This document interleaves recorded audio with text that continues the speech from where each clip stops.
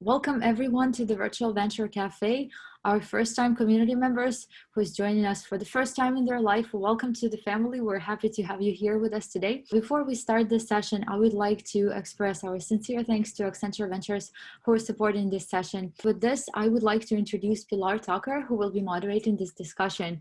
Pilar is a clinical psychology doctoral candidate at William James College, where she focuses her research on global mental health. Pilar is the founder and CEO of Empower Our Crown Foundation. It is a nonprofit organization that provides mental health services, access to leadership development, and opportunities for collective healing and growth for vulnerable populations across the globe. She is also a devoted speaker, trainer, and coach for individuals, organizations, corporations, and institutions that are seeking to develop emotional intelligence, psychological wellness, diversity and inclusion, and leadership development. And with this, I am happy to hand the session over to Pilar. Good evening, everyone. It's such a pleasure to be in this space. Thank you again, Yulia, Accenture, and Venture Cafe for providing such a special evening for us to discuss equity and innovation. I believe that it's so imperative for us to discuss this, especially in the times that we're in. I believe that we are just in such challenging times, whether it is because of COVID-19 or the various racial injustices, economic unrest, political unrest, what have you. We are in a very trying time, but we are also in a time of great innovation and a time that we could easily shift if we want to make the change that we are trying to bring about. So tonight, as we explore these various aspects of equity and innovation and identify strategies that will help us create a better, more inclusive work culture for all, it's going to be important that we bring our full selves to the space. We bring the questions, we bring concerns, but we also bring solutions. We want this space to be solution oriented and focused so we can make sure that we are coming out of here with answers. So before we go on into the questions, I would be remiss without introducing the phenomenal panelists that we have. And first, I will introduce Rebecca-Pineault, who is the Global Digital Lead of Experience Design and Strategy at Takeda. Yep.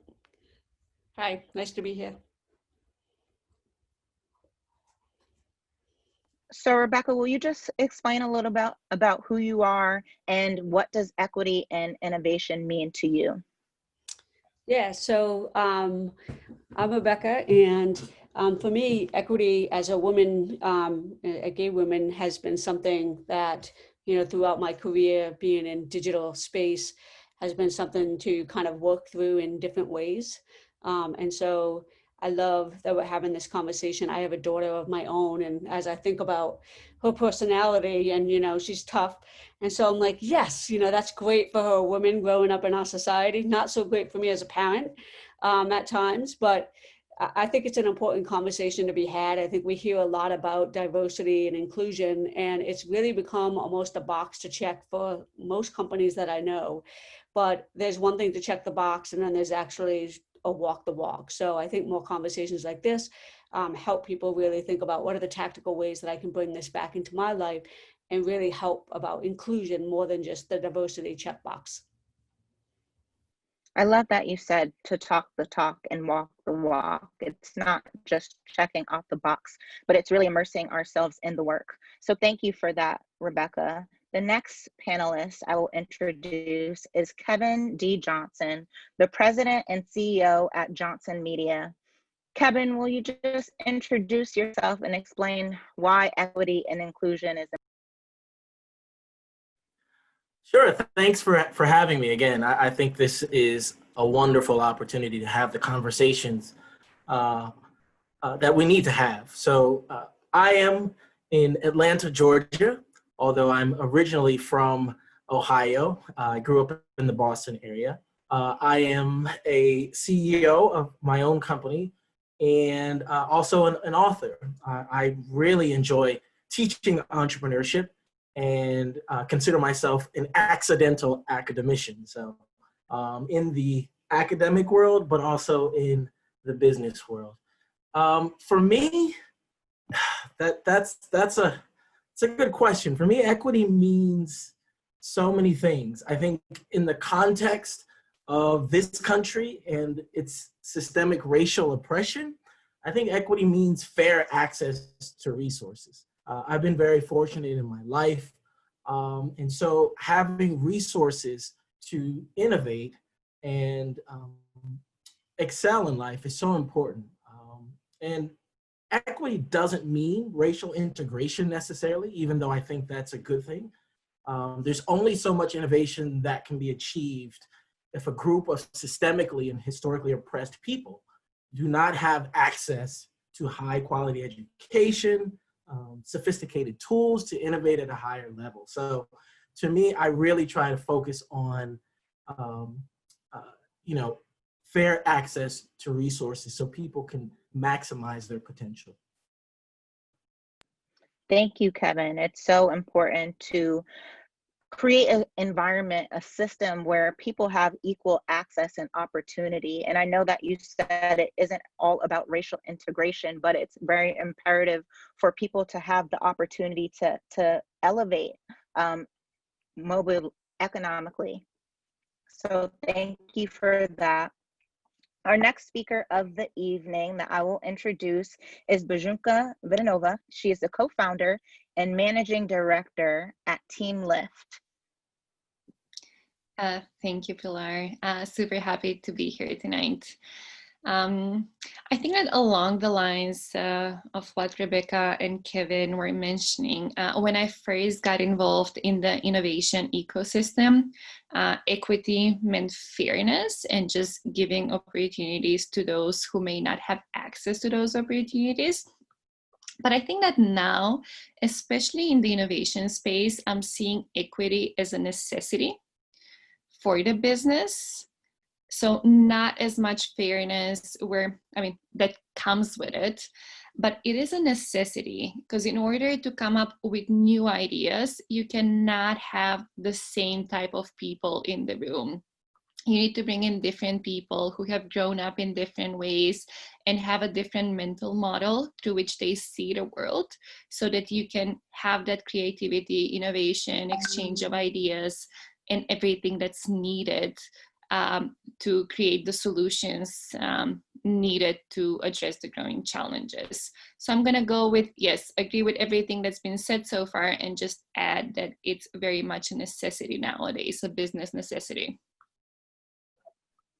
I love that you said that it's a necessity, because historically it has just been a term that we check off the box. Is this an equitable space for our employees? And then maybe the executive team or the leadership team does not necessarily represent that equity because of the lack of diversity or the lack of equity that is seen within the structure. So you said mental model. That's very important as we're changing systems. It's really changing the ideologies that the leaders have. How are they operating their businesses? So thank you so much for that.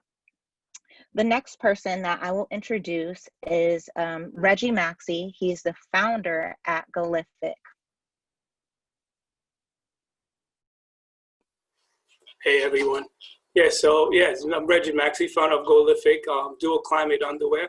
So I approached this from the creative side.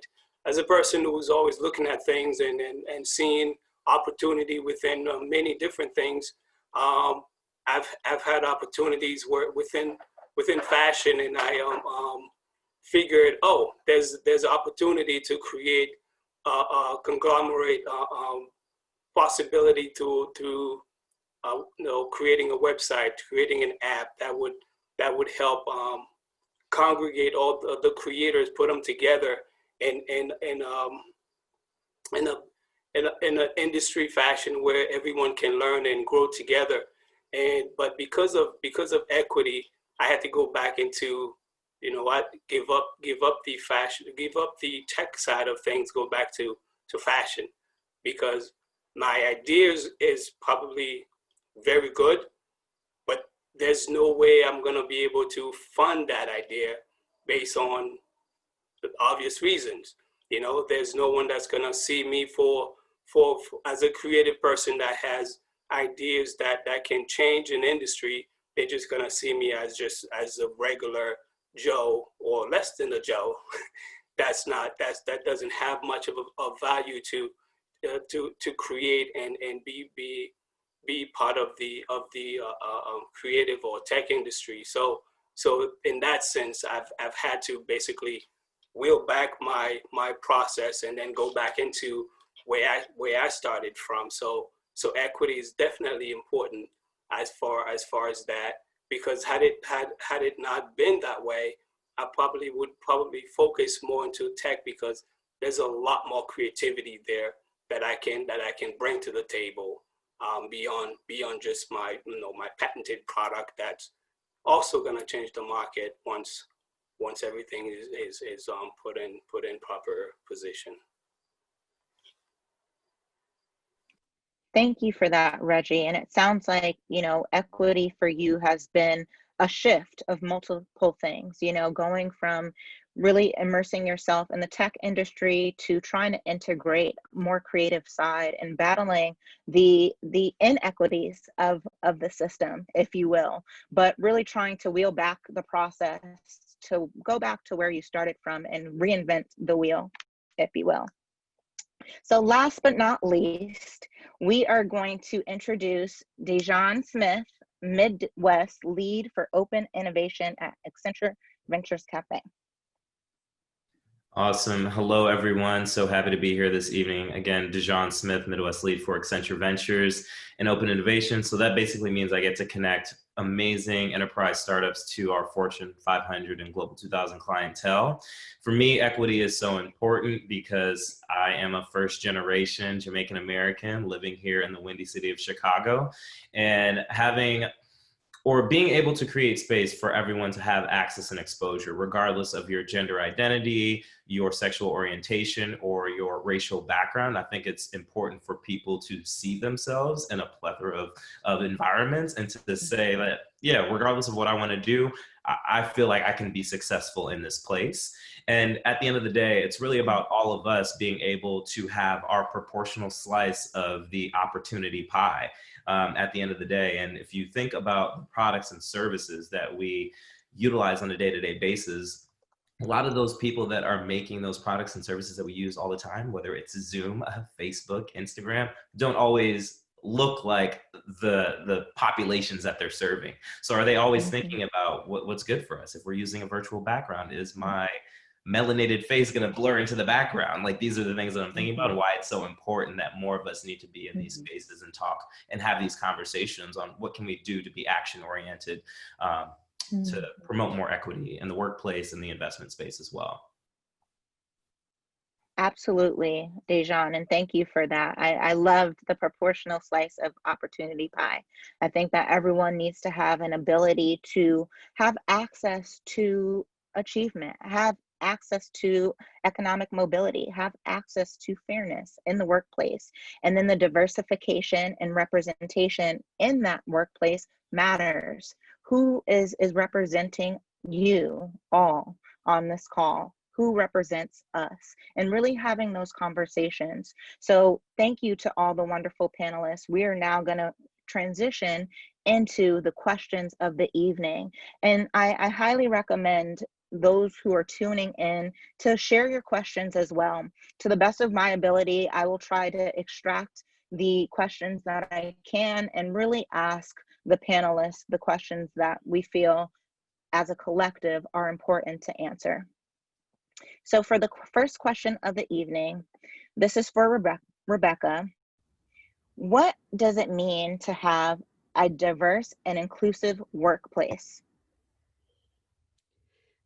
So I guess to me is to have, many different people that come from not only just different races or sexual orientation, but cultures and even just different upbringings, right? How I got to where I am today has shaped me in a way that another person with my same hair color, skin color, and sexual orientation might be very different, right? And it's I think it's about bringing all of those people together. I would say in the workplace, some of the things that I try to do is also bring together people that are kind of entry level all the way up to more executive level. So that not only is it about race and gender, but it's also about where am I in my career and how am I able to share ideas across the board.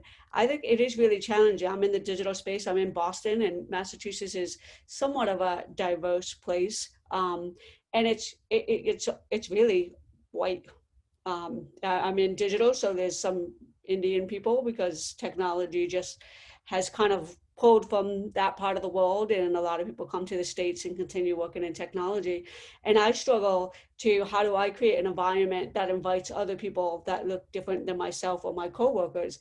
And I think some of the things that we've been trying to do is, how do we even make sure that when people are interviewing for a position, that we have a diverse panel of people that they're interviewing with, right? So it goes back to that inclusion.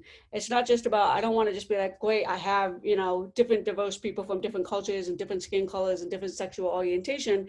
It's like when I apply for a job, if everybody is straight, it's kind of like, oh, how am I going to fit in here? Especially when I was at Humana, there were a lot of people from Kentucky that were very religious. And depending on that religion, how you look at the way who I am might be very different. And so I think that, by interviewing and changing the way that we bring people into our culture, making sure that they feel included, and then going across the organization in different places to get people involved so that it allows you to kind of expand. I'm at Takeda, it's a global organization, so I work with people around the globe all the time. So I'm very lucky in that way because I'm exposed to cultures that I would never have been exposed to before. And so that's kind of the things that I think about when I think about diversity and inclusion. Awesome. I think that it's so important to have diversity in the hire process. Just like you said, people need to see that they can fit in, that they're valued, that they're seen. So I appreciate you expressing that and the involvement that you take on a global level. This question is also for you, Kevin. So again, what does it mean to have a diverse and inclusive workplace? Yeah, I'll echo what Rebecca said and be brief. I know at Johnson Media, my company, we make sure that we ask the right questions. I think a lot of times people are scared to ask the right questions, especially these days during social unrest. I recently spoke to a friend of mine, white male, who I thought his perspective was missed. And he said, you know what, Kevin? He said, I'm scared to say something. He said, because I don't want to offend anybody. And he said, why does everything have to be about race? I don't get it. And I looked at him, I said, now you know exactly how I feel. So we had sort of this connection moment where he's on one side of the spectrum thinking like, I can't say anything because I might offend somebody. Here I am on the other side as a Black male saying, that's my life every day, right? When I open my mouth, what are people going to think of me? So it was sort of this grand realization that we're sort of in the same world. And it's so important that even those voices that may actually be in power have those conversations with people who may not be in power. So my encouragement to everyone is just try to foster or create that psychological safety where people can have those conversations and they can find parallels. And then ultimately you can learn how to create that workplace, right? So if you don't see there are a lot of African Americans in the company, you may approach one who is and say, how would you approach this? Who do you know that might be in the digital marketing space that's really good, right? We all know about what happened with the Wells Fargo CEO and his comment, right? There's a very simple solution to that. Just ask, and you will find people who are more than qualified to create that wonderful workplace that's more representative of this country, which is a tapestry of backgrounds and experiences. That's such a rich response. I think that we need to do a better job at creating that psychological safety, as you say, so people feel comfortable asking the right questions, because sometimes people are fearful of what the response may be, and they struggle to find the words to feel heard. And I think that psychological safety will create a space for everyone to have a voice. So the next question is for Bianca, and it is, why does equity and innovation matter now? So I have an optimistic view on this topic, and we still have a long way to go. But I think that we're having this conversation, and this conversation is being held at higher levels of the organization. So at the moment, we're still at this stage where it's a lot about fulfilling quotas. I have been the token woman in certain situations. I think that the token person of color is pretty common. So the next stage is unlocking that other level where we start understanding the unique contribution that each individual can make. So once decision makers start understanding that diversity and equity is contributing to those end results, bringing more people who have this diversity of opinion, the cognitive diversity, who just think in different ways, there is a growing body of research that shows that diverse teams outperform those who have a more homogeneous structure. So I think that it's really important to move that conversation. We're already having it, and now we need to start thinking way beyond quotas. So we need to see how it's actually affecting business results, and then not thinking that we're just doing this person a favor and putting them somewhere because they're a woman or because they're gay or because they're a person of color, but they're there because they deserve it and they have a unique contribution that they can make. So I really hope the conversation starts moving in that direction. And why is it important now?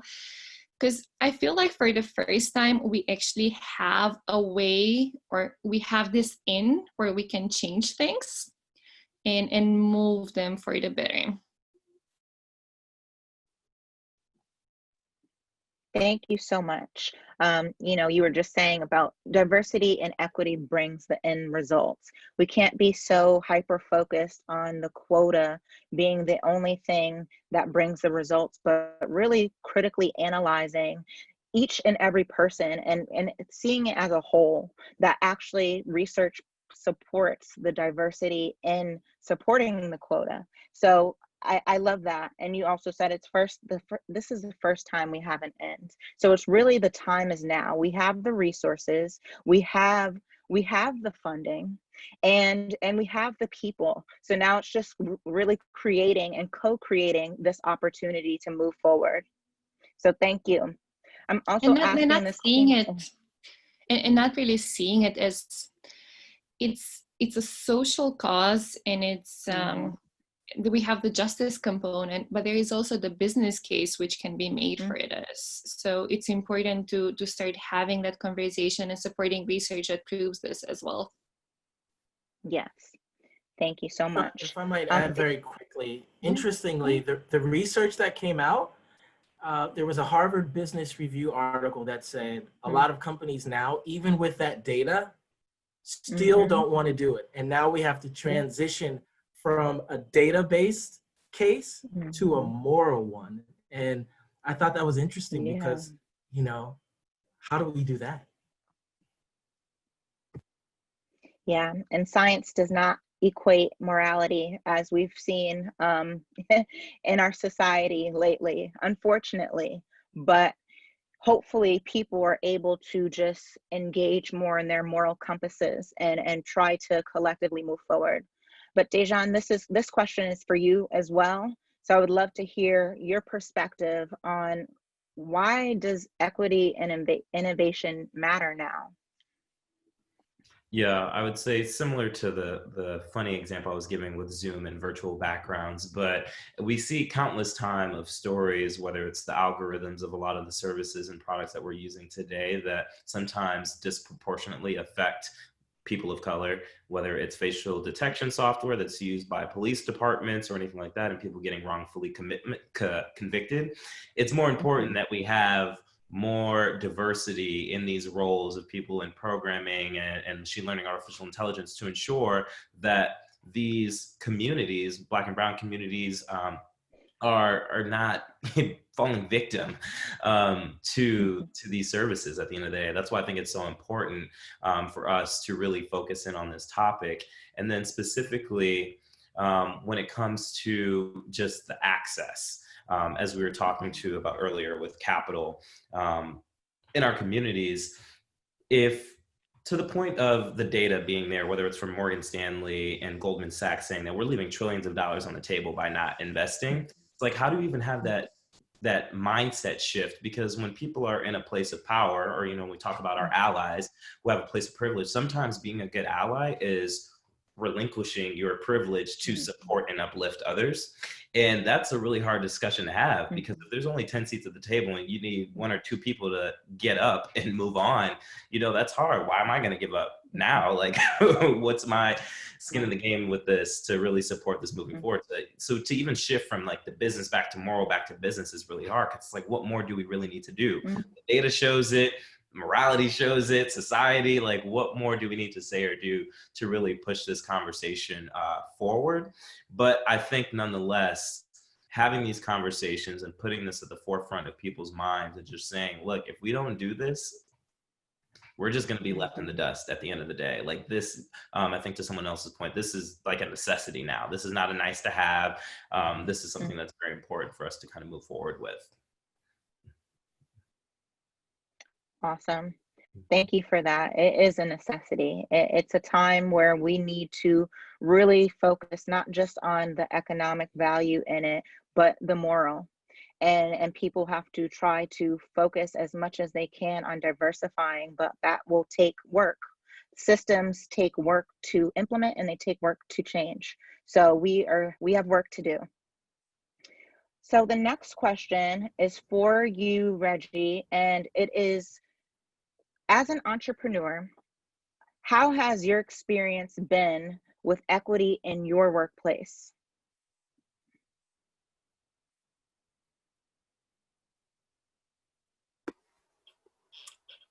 So on my end, is as a startup, we haven't grown to a point where we have that problem, or we encounter, because we still, well, to say the business is still trying to grow and fund itself and covering its technology, and it's, of course, now it is self-funding. So there isn't, other than the scenarios where every single startups that are created by people of color are basically self-funded. And until their grave, that's usually the case. That's where inequity and becomes the big issue. We have folks on the other spectrum getting hundreds of millions of dollars just to go out of business in 18 months. And that is the tragedy that we live in every single day. So going back to the question you asked earlier is how creativity. I forgot what was the previous question you had for the panel. I think I was thinking of that question.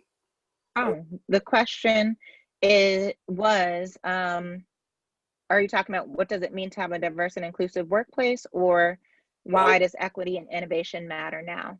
Right. That question, how does equity and innovation matter, is that the whole time I'm listening to everyone giving their eloquent thoughts and everything, and I was thinking, the society has labeled us in the Black community as a vacuous bunch that has no creativity, nothing to bring to the table as far when it comes to technology, and negating the fact that throughout history, Black have innovate a lot of the system that we use today.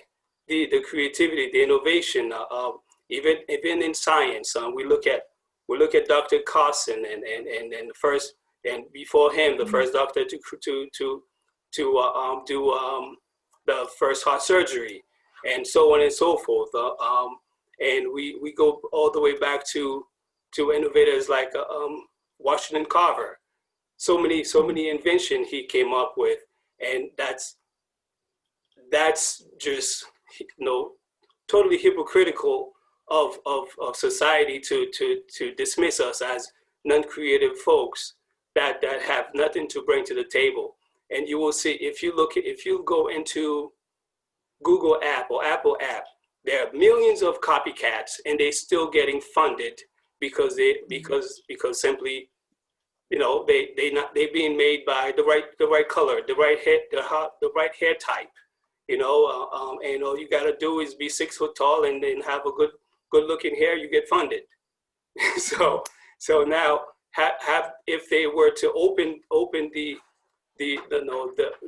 funding system, I bet you we in the Black community would probably have a lot more creativity or moving the ecosystem and bigger and greater places than all of the copycats we're seeing today. So that's what I wake up every day thinking about. I can hear the passion in your voice, and the economic but racial inequalities that you have been sharing as well. As it comes to funding, there's a major discrepancy in who and what gets funding and where the funding is allocated across the system. And Black people, as you are saying, are at a significant and disproportionate rate in comparison to their white counterparts in terms of who is getting allocated these funds. So I can absolutely hear the passion, and I understand. Thank you for that, Reggie. So this question is also for you, Rebecca, and I'll reiterate it. As an entrepreneur, how has your experience been with equity in your work environment?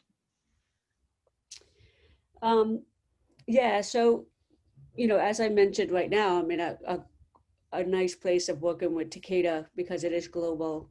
But before that, I worked for a company called Sapient, which is also global, but much more locally focused. And so I do think the challenge has always been is attracting a more diverse set of candidates. And I think that looking at that, we have to really look at the details, such as the way that we write the job description.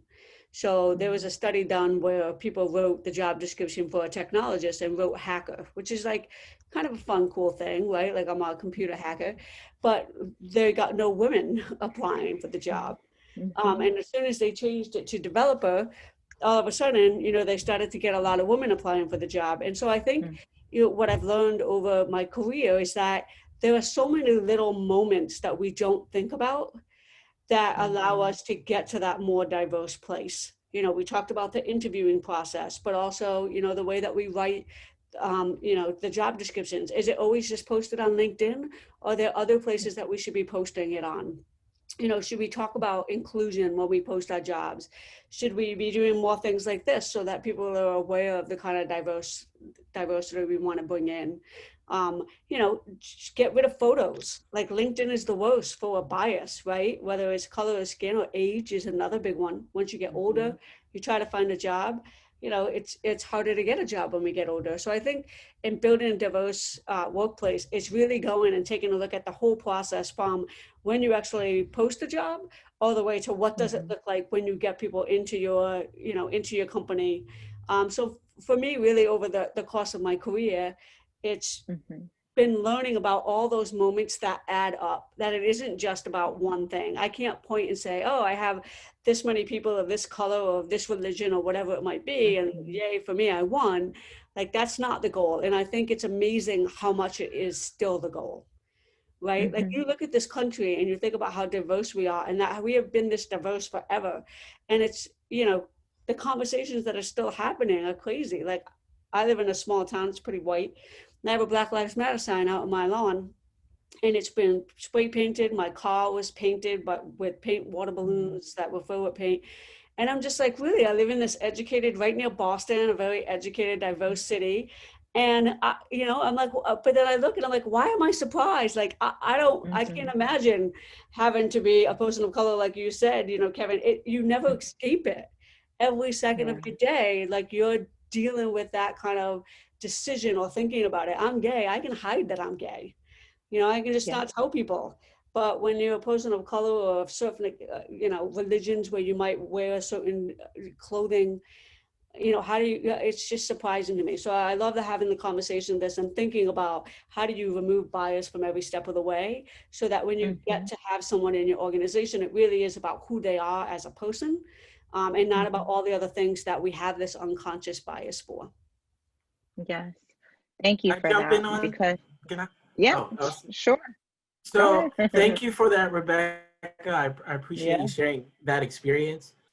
As a member of my own HOA board, we've had similar incidences. I really appreciate that. One thing that quickly came to mind, though, is that, you know, there's tremendous innovation occurring and success, especially in the tech industry.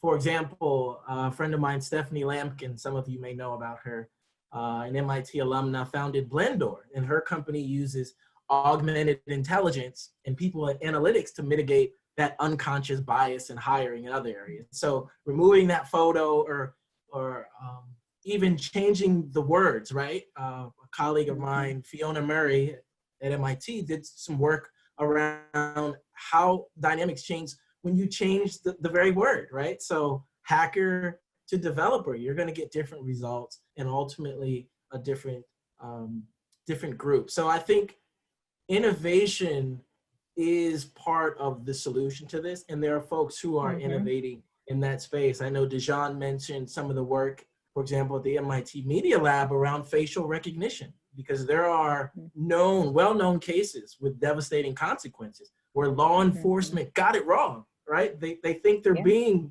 unbiased, but the bias is built into the algorithm, right? How crazy is that? So great points, Rebecca. And again, a lot of innovation is happening in the tech space to hopefully make it a better world. Absolutely.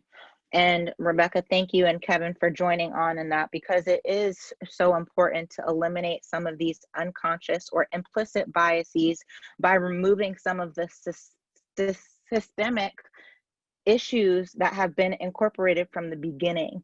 You know, so what race are you? You think about every job application that you take, it asks you to identify your race, your gender, your sex. Why are those things important? So the elimination of these systemic barriers will create an opportunity for people to advance. However, society has a problem with that as a whole, because the advancement of all means that someone has to sacrifice, and people aren't willing to sacrifice when they've achieved a certain level of power. But the innovation, like you say, Kevin, will be important in trying to mitigate some of these issues, these structural, cultural, and societal issues that unfortunately have permeated our system as a whole. Does anyone else want to answer this question? Because I think it's a very important question of the evening. I know some of you have just given such great feedback on this question. So anybody else? Okay. All right. So let me go on. So the next question, and this kind of plays a part into what Rebecca and Kevin were alluding to, but it's how do you advocate for this equity and innovation in your personal life?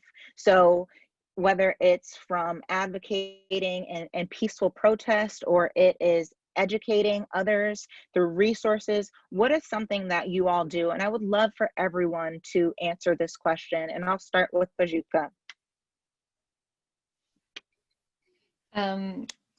Thank you, Pilar. So for me, I I moved to this country about 6 years ago. And before I moved to the US, I had this perception that it was a place where it didn't really matter what kind of race you were, and it was diverse and was very different from Europe, where you kind of see the same kind of people. And I think that I had a bit of a longer education cycle where initially it was shocking when I was getting introduced to this reality. I think the image has shifted now, but 6-7 years ago, the image you had from the outside was that things are okay and things are working out, because you kind of have the token person and you have celebrities, which you can see. So I think for me, on the personal side, as someone who hasn't grown up in this country and had to learn about this, I spent some time educating myself on it and speaking to people who have experienced it. And I was, I don't know, I was really shocked by a lot of the things that I have learned.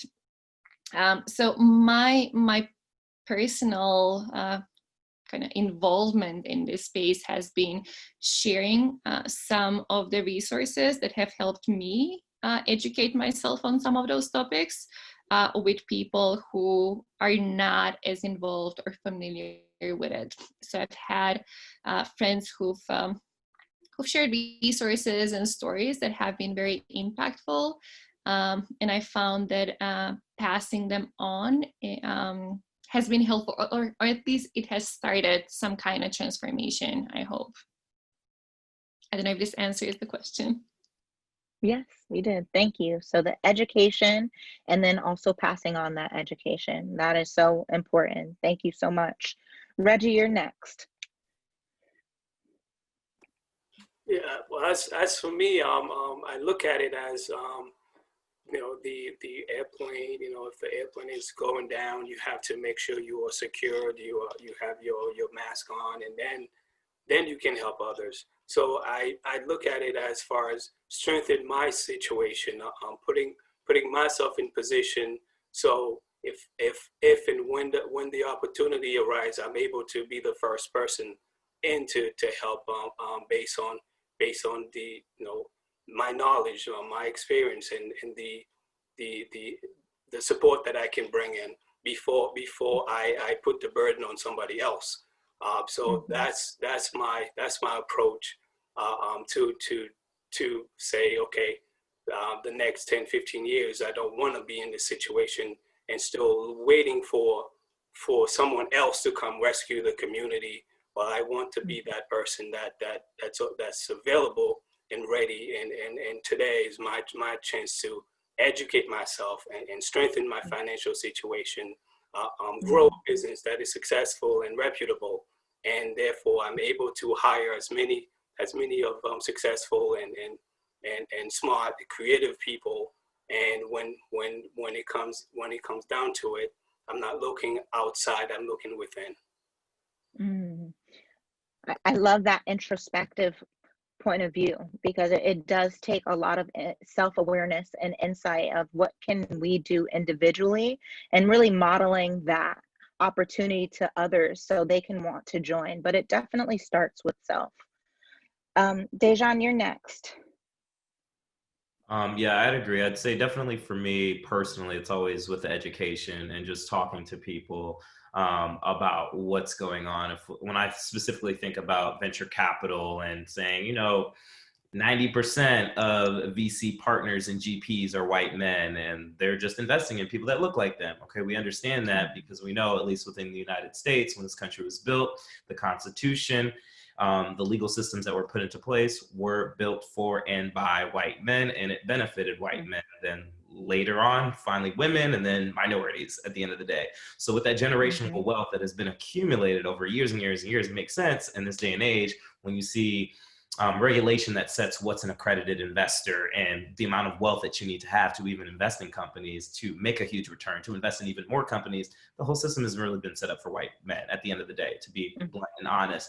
So having conversations today, it's really about yes, we know that this is what's happening now, but let's make sure we stay educated on why it's happening and what we can do to change that in the future, to make sure that more women and more minorities can also get to a place that they're also investing in companies as well. So it's the education piece. Second, it's the changing of the mindset too. So then now, as you know that history, how do we shift the mindset? Because anytime you talk about investing in women and minorities, it's like, oh, social impact. No, it doesn't have to necessarily be social impact. You're going to invest in that woman, you're going to invest in that minority individual because they know their business, they know the market, they know the problem that they're trying to solve, and they see a huge opportunity to really penetrate and create new services and products that you never knew in your wildest dreams. So just shifting that mindset that just because we're investing in women or minorities, what we call these underserved founders, doesn't mean that it's a social impact necessarily, or that we have this language where we're like, oh, I'm donating my time and my resources to these underserved or these women and these minorities. If you want to donate your time, your resources, there are great charities out there. But when it comes to having conversations about investing in women and minorities, we need to kind of make sure that our mindset is in the right sense. We're investing in you. We're not donating because we're pitying you at the end of the day. So for me personally, it's really about education and changing the mindset. And then finally, on a tactical level, really outside of investment, really in the workplace, it's like women and minorities at the end of the day are over mentored and under invested in from a startup investment standpoint. And then in the corporate world, we are over mentored and under sponsored. And sponsored, like that's you taking your privilege, going in rooms that I can't go into, and taking the responsibility for yourself to make sure that I can move up the ladder as much as someone who might look like you. And same thing on the investment side. I know that I have these funds and I can make the right connections and introductions to help you move on. So for me, it's really being tactical with people in my life to say, all right, who are your mentors and who are your sponsors going to help you move forward? Because mentors are great. You're going to learn a lot from them, but you're going to need those sponsors to really help you to move up. And same thing on the entrepreneurial side. It's like mentors are great. They can look at your business model, help you with your strategic plan. But at the end of the day, who's actually writing that check? Who's actually going to put skin in the game and help you to propel moving forward? Because we know, as we talk about our systemic history, it's hard for Black and brown founders to really look in their network to get that family and friends around, to get those angel investors. There's no shortage of ideas in our communities. It's just, how do we have the funding to get us to the level to even get to the VC realm in the first place? Absolutely. Thank you so much, Dujon. That was great. Just looking at it from an educational standpoint and shifting the way that we think about it, not we as the people who are seeking the funds, but the people who are giving them. How are you seeing the people that you are either sponsoring or you are mentoring, and how can we make more tactical decisions and moving forward so it's a more equitable and inclusive space for everybody, women and minorities primarily in this situation, because we are underrepresented and as you said, over mentored and under invested. So the next person is Rebecca. Great. Yeah, Dujon, I love that answer. It's interesting. What kind of stuck out for me was the mentor part, and it makes me self-reflect on myself of that line of, okay, I can just keep mentoring, but what does it actually turn into? And is it just like, oh, I did my part, I'm a mentor on the women's group and I had a couple conversations and like, yay, you did great. But it is, what does that enablement really look like? And there's lots of, coming from the corporate world, there are a lot of companies that do have those women leadership mentoring programs that you take part in. And so I don't have an answer. So I appreciate you making me self-reflect on this. I'm in the thinking phase of it now. But no, it's a great point. I think in my personal life, my wife, she led the passing of the transgender bill in Connecticut. I'm on the board of the YMCA, which is, I focus more on outdoor opportunities for people who normally wouldn't get exposed to that, especially kids, team building, esteem building, making connections and giving them that platform in which they feel like they can kind of jump off of, right? And have that secure foundation to feel like they can take on the challenges of the world and have that confidence when people around them might not have that same confidence in them. And then with my kids, you know, I said I live in this town. We used to live in Worcester, which is a city a little bit more west of Boston, and we loved it there because it was so diverse. And we moved here because I work in the city and it's closer. And so we do struggle to try to find opportunities to have our kids be in diverse cultures. You know, we put them at the Y because the Y has a lot of diversity. Because exposing them to that, like I don't want to just talk to them about it. Like I want them to live it and make connections and form relationships and learn from other people that are very different than we are, both economic, you know, race, whatever it might be, just different in general. And so that's one of the things that we try to do that is hard to do actually for us. So, you know, ideas or connections that you have, I would always love to hear them. So that's kind of what we try to do here. And thanks for the reflection. Thank you for your answer, because I think that it's important to do as much as you can. You know, people have to do what is feasible for them. And it sounds like you have been, you know, immersing yourself in different boards, but also that exposure piece is what's going to diversify these rooms. So thank you so much. And lastly, we're going to hear from Kevin. Sure, thanks, and I'll be brief. So my answer is three-pronged, because I think most of you already took most of my thunder. The first step is I would encourage everyone to take that small step within their realm of influence, and that encouragement is inspired by what Rebecca has done and exhibited.